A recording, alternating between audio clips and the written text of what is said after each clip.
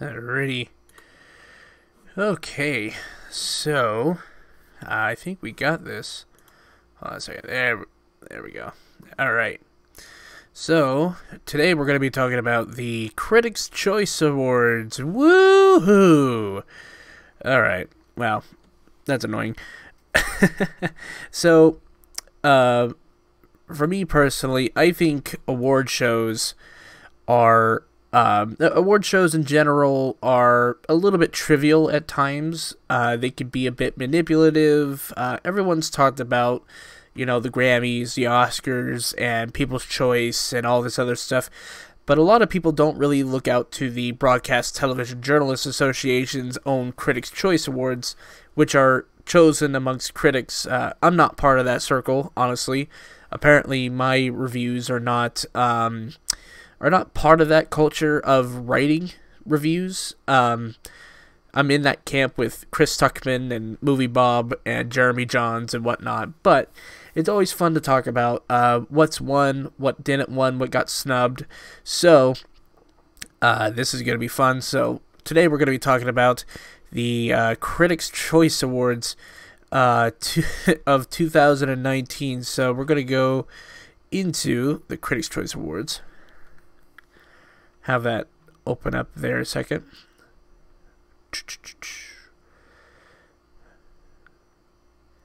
Alright, so let me see here. Wait, what? Where's the actual awards? Hold on a second. Alright, hold on a second. Alright, there we go. Alright, let's just go into see the full winners. Entertainment Weekly. Very easy spot. Okay. So, Critics' Choice Awards. So, film nominees. So, Best Picture for 2019, Black Panther, Black Klansman, The Favorite, First Man, Green Book, If Beale Street Could Talk, Mary Poppins Returns, Roma, which won, Stars Born, and Vice. Now, most of these you kind of saw floating around with the Golden Globe Awards that we saw from last week.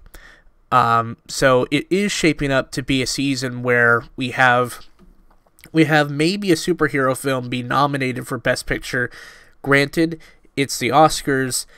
I don't think they'll nominate it, but considering the fact that ABC, which is a parent company of Disney, Disney's going to push for this movie to get some sort of awards recognition because ABC is the studio behind, the broadcasting of the Oscars every year.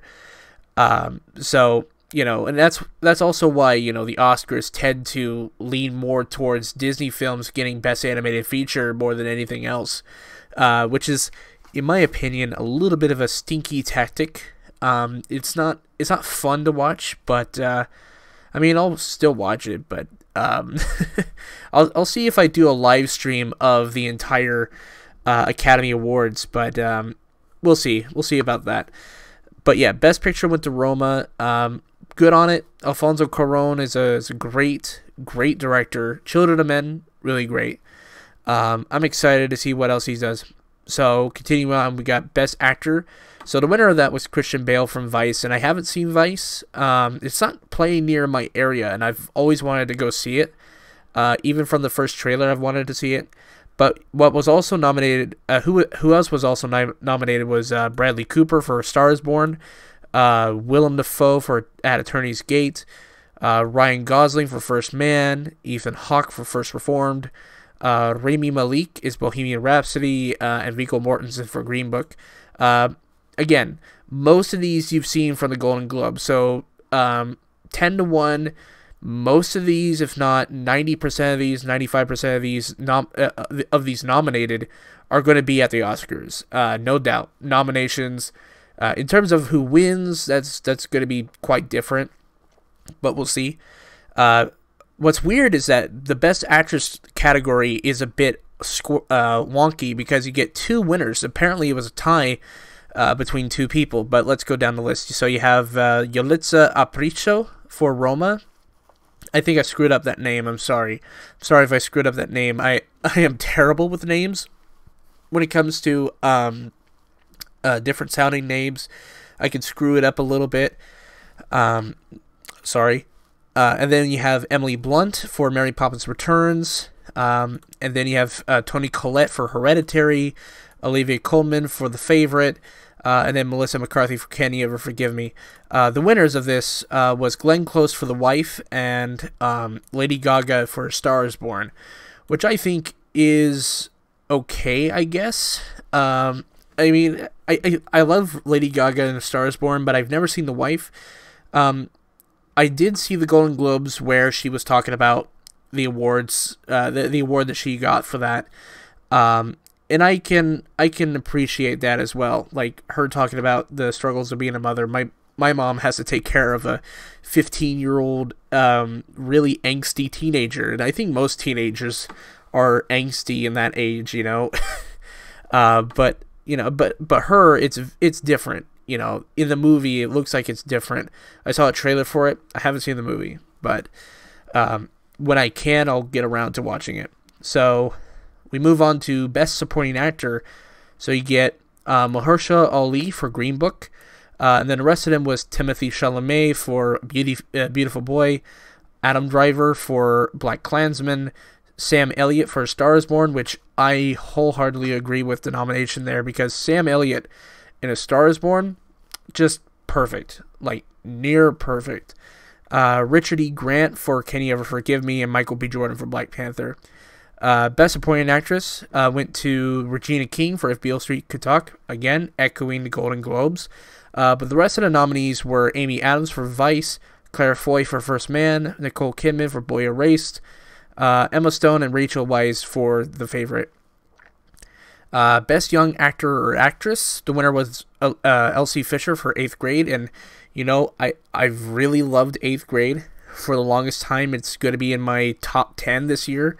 But you know, I really love 8th Grade. I haven't seen most of the rest of these that are on this list, or not most of them, but I've seen maybe half of those. But let's go down the list. So you have Thomasin McKenzie, Leave No Trace, Ed Oxbold for Wildlife, Millicent Simmons for A Quiet Place, Amanda Stenberg for The Hate You Give, and Sonny Soljic for The Mid-90s. Mid-90s was really great, and I'm really glad that Elsie Fisher got Best Young Actress, because she was wholeheartedly amazing in 8th Grade. I really enjoyed her. Best Acting Ensemble went to The Favorite over Black Klansman, or not Black Klansman, sorry, Black Panther. God, I'm really stupid. Black Panther, Crazy Rich Asians, Vice, and Widows. Best Director went to Alfonso Cuarón for Roma. Again, well deserved. This guy, Alfonso, he's like really great.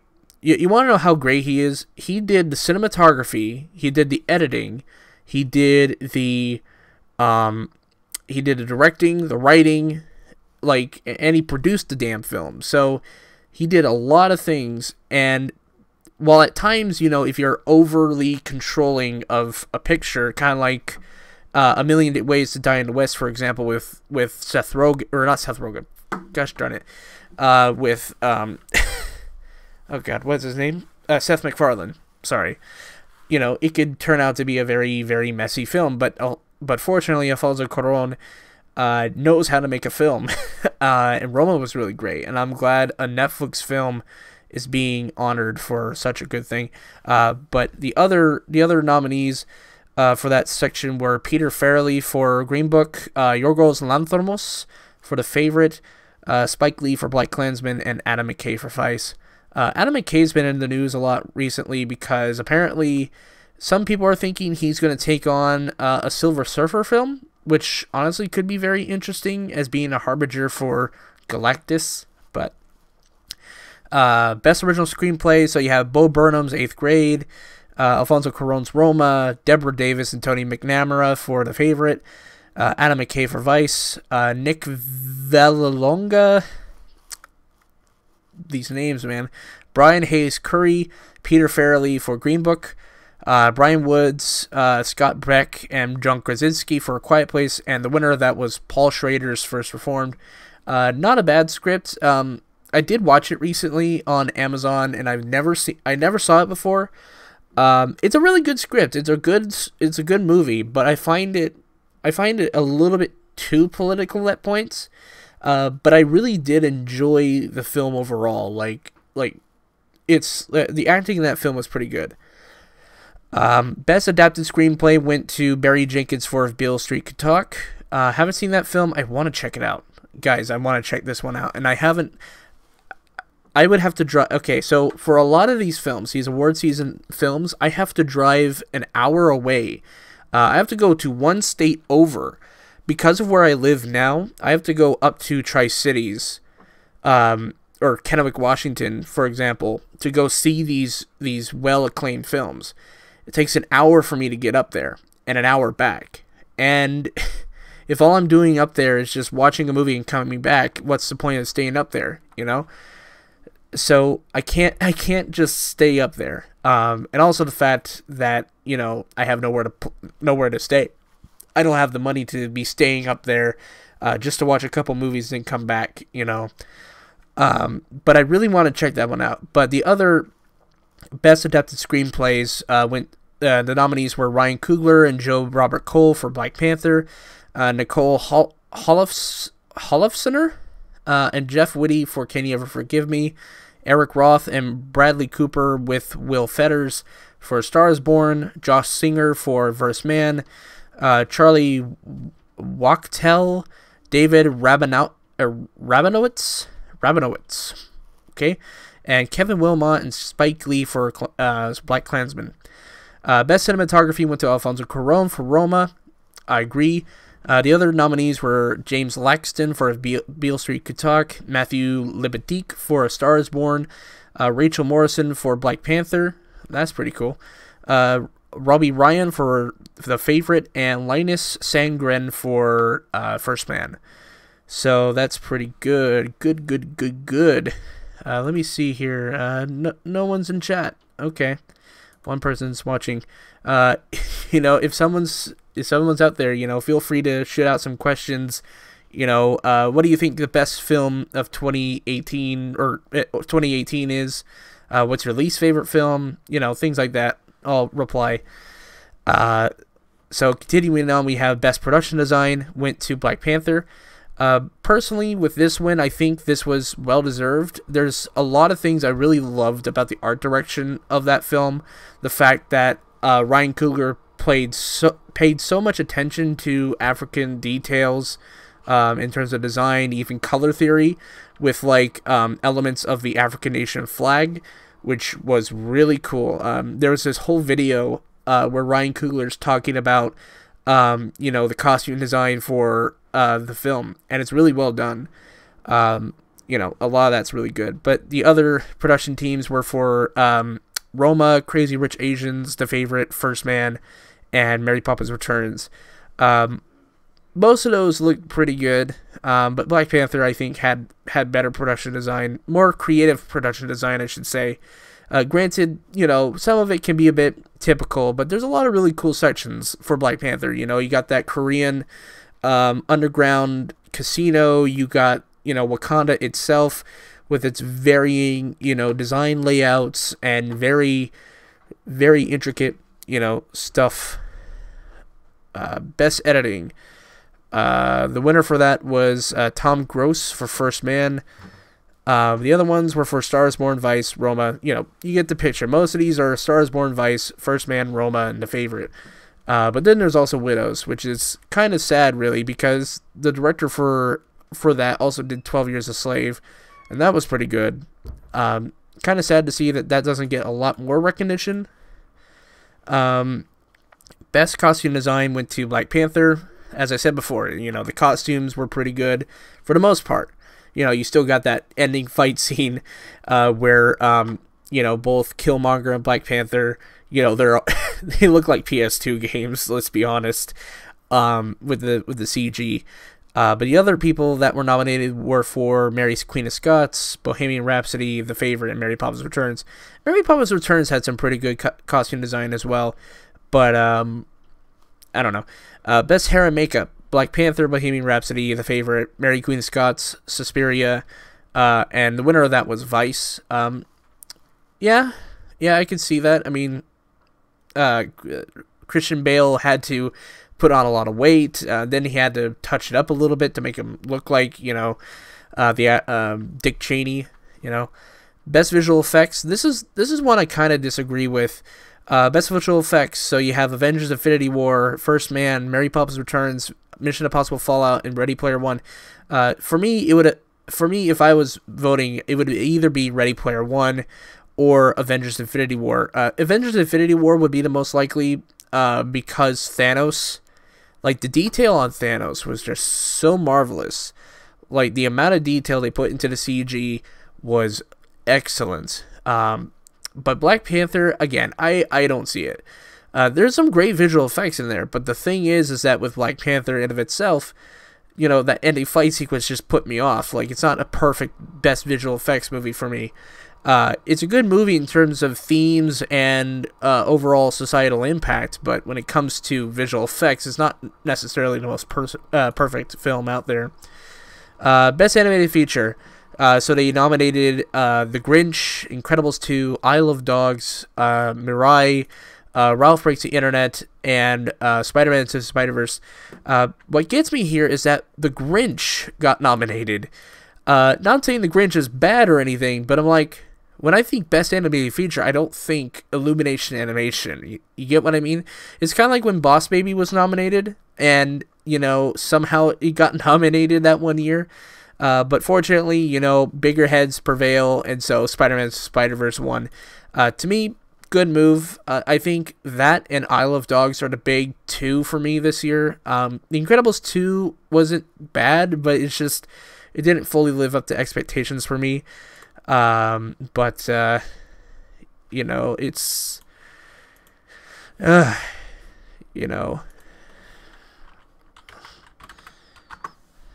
we go. So let's see. Then we have Best Action Movie. So this went to Mission Impossible: Fallout. Very good choice. There were some other ones: Avengers: Infinity War, Black Panther, Deadpool 2, Ready Player One, and Widows. I'm glad Widows is getting some recognition more in this. But yeah, Mission Impossible: Fallout, hands down, best action. For me, at least. Best comedy went to Crazy Rich Asians over things like Sorry to Bother You, Game Night, The Favorite, The Death of Stalin, Deadpool 2. I personally would have chosen either Game Night or Sorry to Bother You, to be quite honest. Crazy Rich Asians, as much good as it does in terms of representation, I couldn't relate to it at all. Like, the fact of the matter is that the entire movie's predicated on the fact that these Asians are rich, and I just didn't get the humor of it. I understand it's more of a romantic comedy, but again, I don't know. Maybe I just didn't connect with it like other people did, which isn't bad. I don't think it's a bad thing for me not to connect to a film like Crazy Rich Asians. There's plenty of films this year that people liked that I didn't fully like. Then you have Best Actor in a Comedy. The winner was Christian Bale for Vice. The other nominees were Jason Bateman for Game Night, Viggo Mortensen for Green Book, John C. Reilly for Stan and Ollie, Ryan Reynolds for Deadpool 2, and Lakeith Stanfield for Sorry to Bother You, which I would have chosen Lakeith Stanfield, honestly. He was really good in that film. Best Actress in a Comedy, Olivia Colman for The Favorite.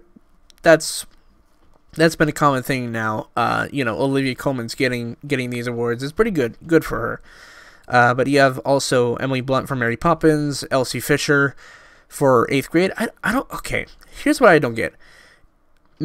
Mary Poppins Returns is not a comedy. It's a musical drama. I mean, sure, it can have some funny elements, but it's not primarily a comedy. I don't know why they needed to nominate that for that section. But, duh. And I haven't really seen Tully, but I don't know. Best sci-fi or horror film. Annihilation, Halloween, Hereditary, and Suspiria were nominated, but a winner was A Quiet Place. For me, I would have chosen Annihilation. Annihilation was that one film that I was like, yeah, this is some hands down good sci-fi. But A Quiet Place, to me, was just too much of a popcorn film that added little elements of art house, and just, I don't know, too much of a popcorn film for me when it comes to sci-fi or horror. I would have taken either Annihilation or Hereditary. I haven't seen the new Suspiria remake, but from what I hear, it's pretty good. Best Foreign Language Film, Burning, Capernaum, Shoplifters, Cold War, they were all nominated.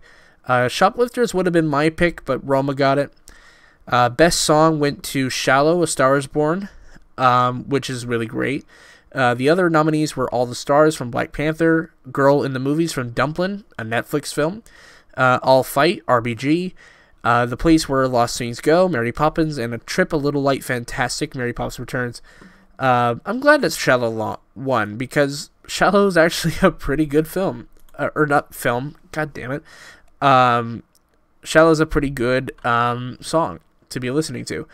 I'm not going to cover the TV nominees, but we're going to go with the last one, which is Best Score. So you have Chris Bowers for Green Book, Nicholas Britell for If Beale Street Could Talk, Alexander Desplat for Isle of Dogs, Ludwig Göransson for Black Panther, Justin Hurwitz for First Man, and Mark Shaman for Mary Poppins Returns. And obviously, if you've seen the Golden Globes, you know, Justin Hurwitz is the big picture winner this year. But but you know, I mean, that's just me, you know. Jeez. But yeah, I don't know. So that's this year in the Critics' Choice Awards thingamabob. You know, but